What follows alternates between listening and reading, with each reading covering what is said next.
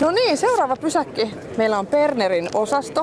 Jaakko ja Maarit, terve. Moi moi. Terve. Hei, teillä on vähän niinku tämmöiset lanseerausmessut. Mitä te lanseeraatte täällä?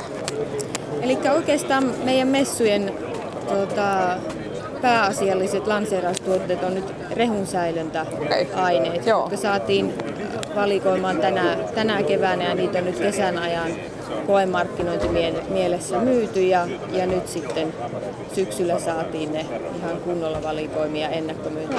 No mitäs uutta se tuo tänne sitten markkinaan?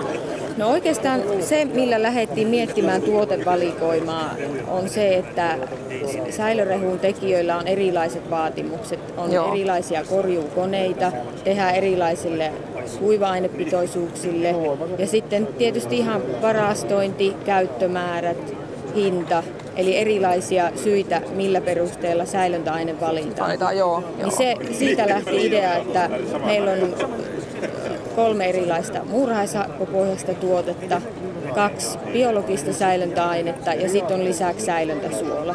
Eli siinä on asiakkaalle kaikki mahdolliset vaihtoehdot. Varmasti löytyy sitten oma ratkaisuun sopiva. Kaikenlaisen rehun säilöntään löytyy ratkaisu. Joo.